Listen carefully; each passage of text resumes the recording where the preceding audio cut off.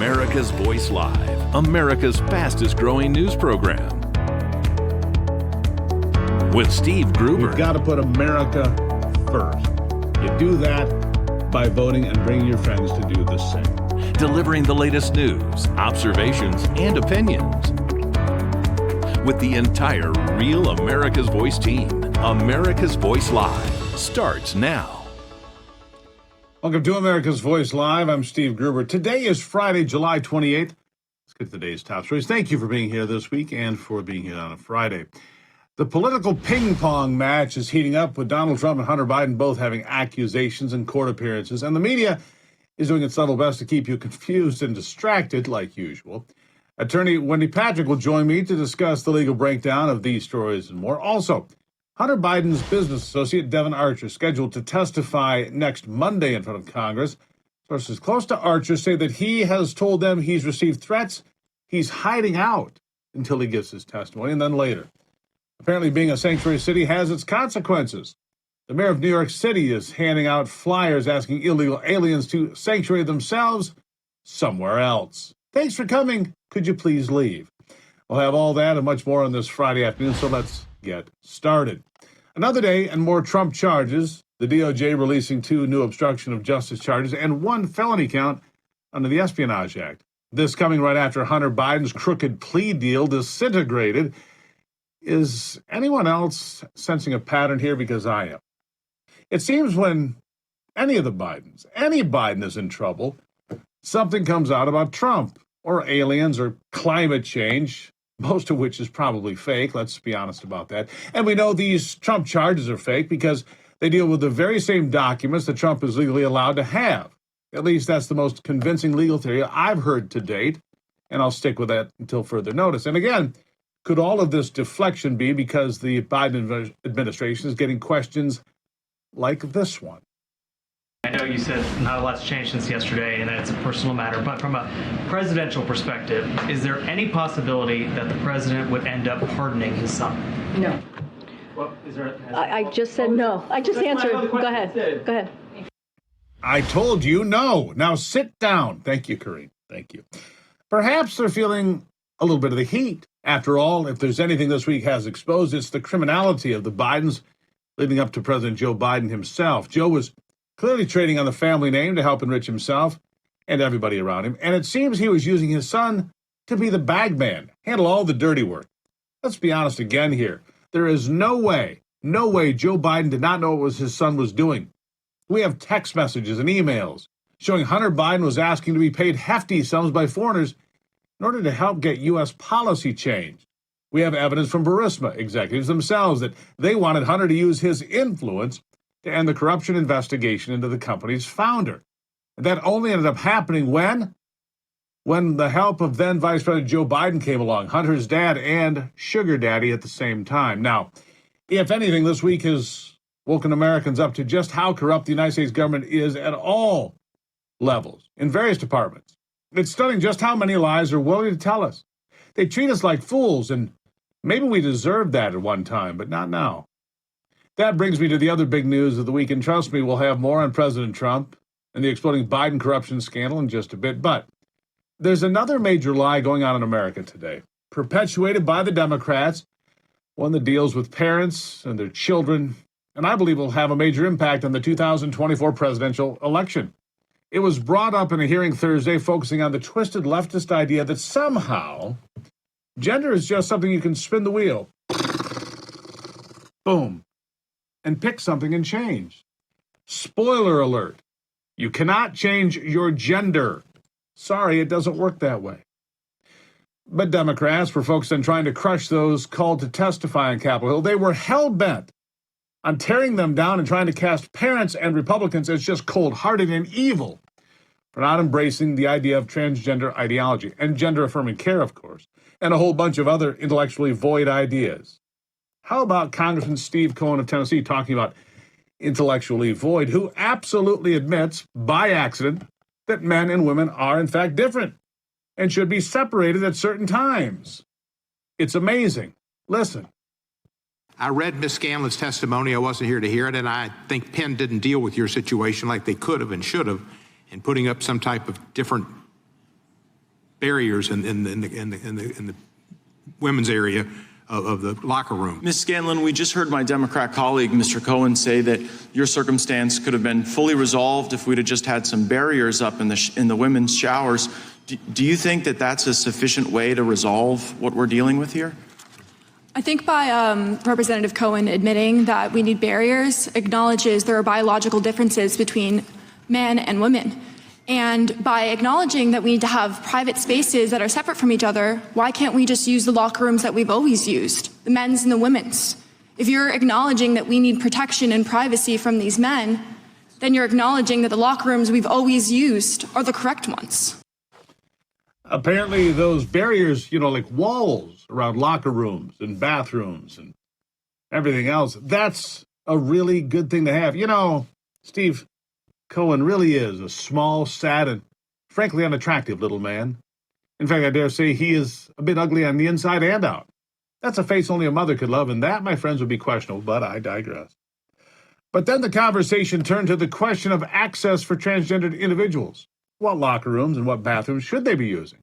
What sport teams should they be playing on? And at this point, it became very clear how parents on the committee, members of Congress, felt about this. For example, Republican Wes Hunt, he hammered the idea of men and women sharing locker rooms and targeted Democrats for their wacko ideas of men and women playing sports against each other at all. Listen to this. Ms. Scanlon, my daughters are going to watch this because you have become their new hero, and I can assure you that my 4-year-old and my 2-year-old daughters will not change in front of biological men. This is ridiculous. I don't care what party you are a part of. If you think that we are all equal and the same biologically, you've literally lost your mind. And when my 2 daughters work hard in the sport, work hard in their craft to be the best that they can be amongst other women, they will compete against other women. I owe Victoria and Olivia and every other young lady in this country that. If you think I'm wrong, I am not the problem. I can assure you. I can assure you you're not wrong. It is shocking, isn't it? It really is. That we actually have to waste our time to battle these intellectually and morally bankrupt ideas about gender ideology and whether or not you're born in the right body or the wrong body. This is such garbage. And what's truly frightening is that in some states, like Gavin Newsom's California, if parents try to stop the transition of their child, their parental rights could be stripped and their children ripped from their homes by tyrants and thugs and other totally uneducated monsters from the government, and they'll put the government in place of the families.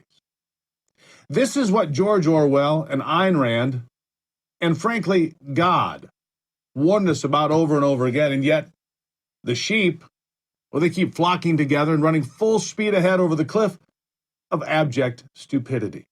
Again, look, you cannot change your gender or your sex. You can call yourself whatever you want and claim you're this or you're that, but it does not make it so. But nobody is allowed to deviate from the narrative, no matter how deviant the ideas being foisted upon the rest of us really are. You must toe the line and adhere to the dangerous cultist ideas of gender fluidity and other such fanciful fantasies. And if you fail to fall in line, you will be heckled, called out, canceled, and sometimes flat out attacked. For example, they want to stand between a parent and a child on these important decisions. And I don't think it's abuse if a parent says, I'm not going to get my child gender blockers. And it's odd to hear you advocate for the law because just moments ago in testimony, you said, and I wrote it down, parents have a fundamental right to make healthcare decisions regarding their children. But if in Washington state today, the parent makes the decision that they're not going to provide that gender-affirming care, what it does is it unlocks for the government a window of time to keep the child away from the parent and to not tell the parent where the kid is. Oh, please, get over yourself. What's terrible is when you have this incongruent desire of the government to restrain the ability of parents to parent. And I can only imagine the terror that a parent must go through not knowing where their child is. So, oh, please, get over yourself. Kind of like that, I'm not going to lie. But what happens to all those kids that are told they're right? They were born in the wrong bodies, so just listen and hold on tight. You see, we are the state, and we can fix that for you.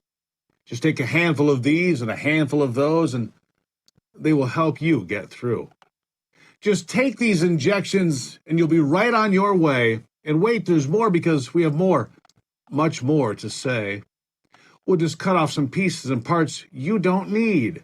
And soon, I promise, you'll be better, indeed. We'll take just a little piece at a time. We'll just start right here and then head over there. And trust me, my children, you'll have nothing to spare. Just let us inject and detect and inspect it for you. You see, we always know better than your mom or your dad. Just let us do these things, and soon, I promise, you'll be glad. You see, that probably sounds great to an emotional 12-year-old girl, but when that girl years later looks into the mirror, what does she see? It's not what she was promised, and trust me, she is truly not free. Listen. So what message do I want to bring to American teenagers and their families? I didn't need to be lied to. I needed compassion. I needed to be loved. I needed to be given therapy to help me work through my issues, not affirm to my delusion that by transforming into a boy, it would solve all my problems. We need to stop telling 12-year-olds that they were born wrong, that they are right to reject their own bodies and feel uncomfortable with their own skin. We need to stop telling children that puberty is an option, that they can choose what kind of puberty they will go through, just so they can choose what clothes to wear or what music to listen to. Puberty is a rite of passage to adulthood, not a disease to be mitigated. Today, I should be at home with my family celebrating my 19th birthday, and instead I'm making a desperate plea to my elected representatives. Learn the lessons from other medical scandals like the opioid crisis, to recognize that doctors are human too, and sometimes they are wrong. My childhood was ruined along with thousands of detransitioners that I know through our networks. This needs to stop. You alone can stop it. Enough children have already been victimized by this barbaric pseudoscience. Please let me be your final warning. Please let me be your final warning. Detransitioner Chloe Cole, you don't hear those stories, do you? As a young girl, she was confused, didn't want to be a boy, but said, I don't feel right in my body, and quickly was ushered off into the doctor's office. Had a radical mastectomy at the age of 12. Her life was ruined. Listen to what she says, massive scarring, permanent damage. Explaining that a growing problem with our kids, regretting that they were pushed into transgender, quote, care. She says it's not care at all, so wake up, my friends, as they try to experiment on all of us. Some with garbage vaccines, others with junk science on turning boys into girls and girls into boys, plus the idea that they can just be in charge, that they can set the level of the oceans right there and the temperature at the farm. And that's why they need the power to jail their dangerous political opponents, because Trump and others that speak up out of turn are just too dangerous for you. That's also why they need to be able to break the law with no consequences. It's all to protect you. You see, they're here to save you and the children, of course. But they can't do everything they've promised. We've already seen that President Trump is not dangerous to America. But you know what is? The current status quo, the current set of elites running not only our country, but running wild over the planet. So again, I implore you, don't just sit there. Speak up, be heard, please, my friends. Get involved. Coming up after the break, it's getting difficult to keep up with all the indictments, plea deals, court appearances, and whatnot. So Wendy Patrick will join me to bring some clarity, I hope. Coming up on America's Voice Live.